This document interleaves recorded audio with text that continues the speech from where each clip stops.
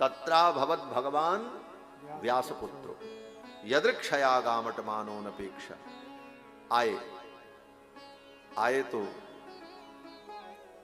सभी मुनियों ने उठ करके उनका स्वागत किया, और जब आ रहे थे तो पहुंचने पर तो मुनियों ने स्वागत किया, और उसके पहले बोले जिस गांव से होते हुए आ रहे थे, रास्ते में गांव पड़ा, नगर पड़ा, उस गांव के बच्चे और वहां के युवा लोग उनके ऊपर मिट्टी फेंक रहे थे, कोई दूर से पत्थर फेंक रहा था, उपहास कर रहे थे, चिढ़ा रहे थे। लेकिन सुखदेव जी श्रीमद् भागवत के 10वें स्कंद का अनुसंधान करते हुए चले आए। व्रतश्च बालैहि, गांव के बालक चारों तरफ से घेर करके उनके ऊपर मिट्टी फेंक रहे हैं। आने पर इनके पिताजी बैठे थे वहां पर, राजा परीक्षित के पास में गंगा तट पर। सुखदेव जी जब आए तो उठ करके खड़े हो गए पिताजी वेदव्यास जी। वेदव्यास जी तो उठ के खड़े हुए, वेदव्यास के जो बाप थे पराशर महर्षि वो भी उठ के खड़े हुए, दादाजी। हाँ, सुखदेव जी आ गए, अपने पोते को देखकर उठ करके भाव विभोर हो गए और खड़े होकर के प्रणाम किया। और तो और उनके पिता जो शक्ति महर्षि थे वो तो मर चुके थे, लेकिन उनके पिता जो वशिष्ठ जी महाराज, सुखदेव जी के दादाजी के दादा, लकड़ दादा वशिष्ठ जी महाराज, वो भी उठ करके खड़े हुए और सुखदेव जी का अभिनंदन किया। 16 वर्ष के सुखदेव जी, बाप, बाबा, परबाबा, लकड़ दादा सब उठ करके सम्मान कर रहे हैं। क्यों? बोले सुखदेव जी का ज्ञान उच्च कोटि का। लेकिन सुखदेव जी इस सम्मान से अभिभूत नहीं हुए और गांव के उन बच्चों के द्वारा किए गए अपमान से दुखी नहीं, दोनों से परे। यही संत का स्वभाव होना चाहिए। गोस्वामी तुलसीदास जी कहते हैं, सम्मान निरादर आदर ही सब संत सुखी विचरंत मही। सम्मान निरादर आदर ही सब संत सुखी विचरंत मही।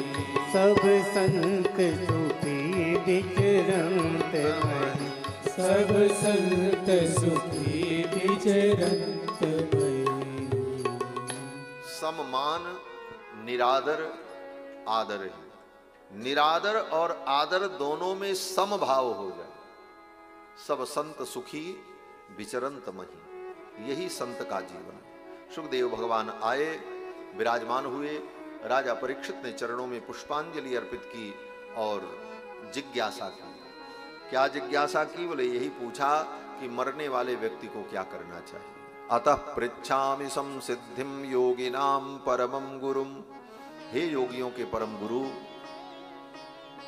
अब आप बताओ कि एक मरने वाले व्यक्ति को क्या करना चाहिए। बस इसी प्रश्न का उत्तर सुखदेव जी देने लगे। सर्वप्रथम सुखदेव जी ने राजा परीक्षित को बताया, राजन, ये मानव जीवन बड़ा दुर्लभ है।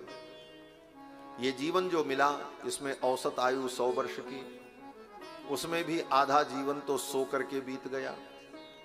आधा जीवन जो व्यक्ति का जाग करके बीतता है उसमें भी व्यक्ति खाने कमाने और विविध कार्यों में समय बिता लेता है। आत्म कल्याण के लिए वो कोई उपाय नहीं कर पाता।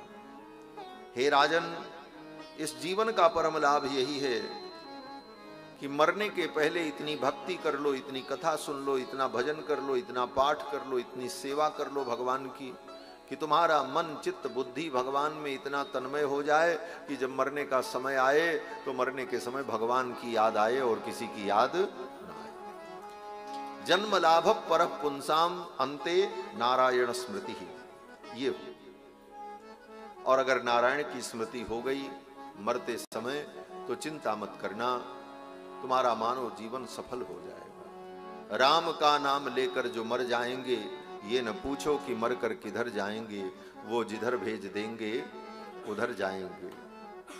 टूट जाए न माला कहीं प्रेम की, कीमती ये रतन सब बिखर जाएंगे। बात मानो न मानो खुशी आपकी, हम मुसाफिर हैं कल अपने घर जाएंगे।